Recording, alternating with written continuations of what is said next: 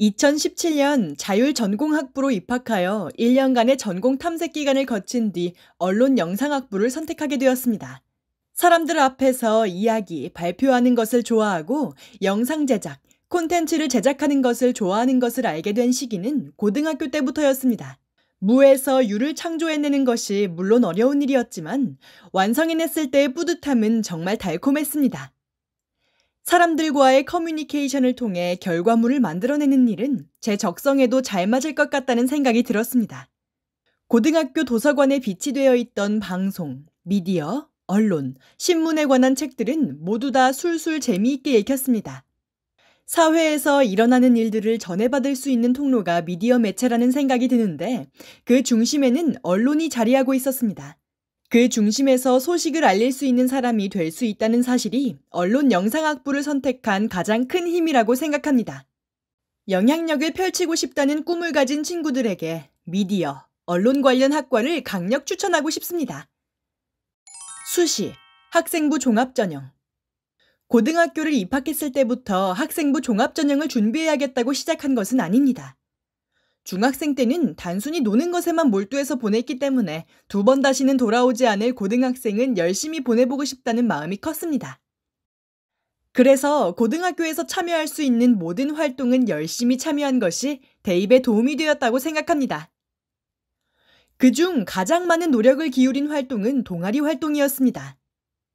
방송부와 홍보부가 결합된 미디어 홍보부에서 3년 동안 활동했습니다. 40명이 넘는 부원을 이끌어야 하는 부장으로 보낸 시간이 가장 보람차면서 힘들었던 순간이라고 생각합니다. 동아리에서 제작한 영상을 교내 행사에서 상영했을 때, 우수 동아리로 선정되어 책자를 발행했을 때는 누구보다 보람차고 뿌듯했지만 의견 조율이 제대로 이루어지지 않을 때는 혼자서 눈물을 훔치기도 했습니다. 동아리 부원들이 속한 학년과 반이 다 달랐기 때문에 의견을 수렴하는 데 어려움을 얻었고 한정된 동아리 시간의 문제에도 힘들었습니다. 그러나 처음 만나는 사람들과 관계를 맺고 적응하는 시간을 배운 시간이었다고 생각합니다. 확실한 메시지 전달, 영향력을 끼치는 법, 사람들에게 나의 이야기를 전하는 경험을 직접 체험할 수 있는 시간이었습니다. 다른 사람들과의 분쟁에서 겪은 일뿐만 아니라 나 스스로의 성장에서 경험한 일들도 자기소개서에 녹여낸 점이 다른 사람들과의 차별점이라고 생각합니다. 어떠한 일을 해도 그 속에서 내가 변화했다면 그것보다 의미 있는 일은 없을 것이라고 생각합니다. 예비 대학생 여러분들도 그 포인트를 잘 찾아서 꿈에 한 발자국 다가가길 응원합니다.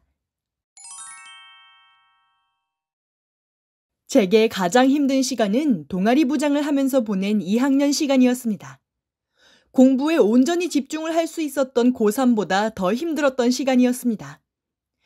2학년에 저는 동아리 부장, 교내 학술제, 지도부 임원, 자율동아리 활동을 병행했습니다. 방과 후에 학원도 다녀야 했고 수행평가 준비도 함께 해야 했던 저는 다른 친구들에 비해 공부 시간이 부족한 것 같아 늘 불안했습니다. 그 불안을 없애기 위해서 저는 자투리 시간을 정말 열심히 활용하였습니다. 쉬는 시간에 가는 매점만큼 달콤한 것은 없다고 항상 주장했던 제가 쉬는 시간을 활용하고 나서 얻은 것은 성적 향상이었습니다.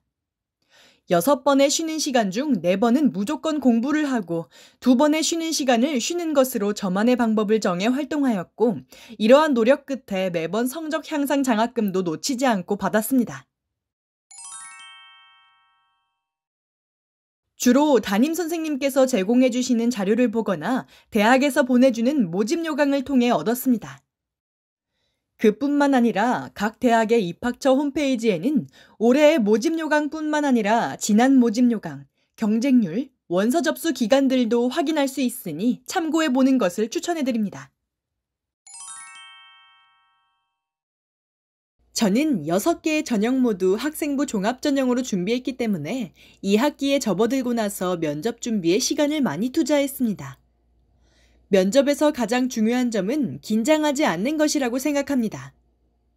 면접 당일 8번째 순서였기 때문에 대기 시간이 예상보다 길었습니다. 대기 시간 동안 저는 마인드 컨트롤을 하며 긴장을 풀 수 있었습니다.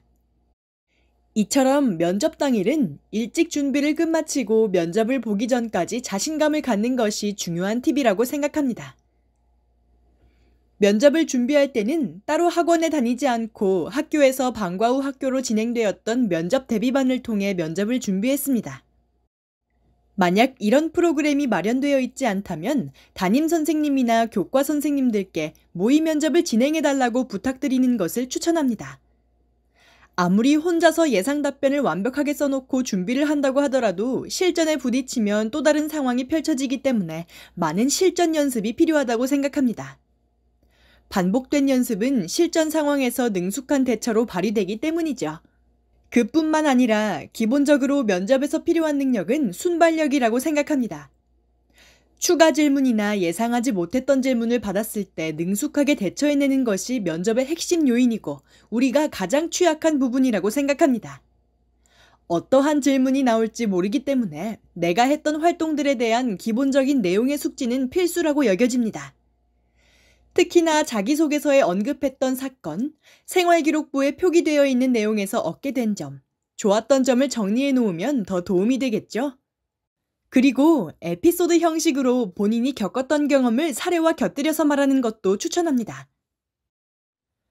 추상적으로 감정을 얘기하는 것보다 사례와 곁들여 얘기하면 조금 더 신뢰가 가고 구체적으로 내 생각을 교수님과 입학사정관 선생님께 알릴 수 있다고 생각합니다. 정말 수험생들이 면접에 가기 전 꼭 숙지하고 갔으면 좋겠다고 이야기를 하려고 합니다. 면접에서 당황하면 본인도 모르는 사이에 습관이 나오게 되는 경우가 많이 있습니다. 저는 이러한 점을 보완하기 위해 동영상으로 촬영하여 연습하였습니다. 머리를 만진다거나 손을 지속해서 움직이는 모습, 경직된 표정, 방황하는 눈동자에서 불안해 보이는 모습이 드러납니다. 산만해 보이고 정신이 없기 때문에 이런 부분은 확실히 고치고 가는 것이 좋다고 생각합니다. 반복적으로 연습을 한다면 자신감이 가득 찬 당당한 모습으로 변화하여 좋은 결과를 얻을 수 있을 것입니다. 고등학교 재학 당시 참여했던 소논문 작성 학술제와 사회현상과 관련한 토론 자율 동아리가 가장 기억에 남습니다. 고등학교 2학년 방송 매체에 관심이 있던 친구들과 함께 교내 학술제에 참여했습니다.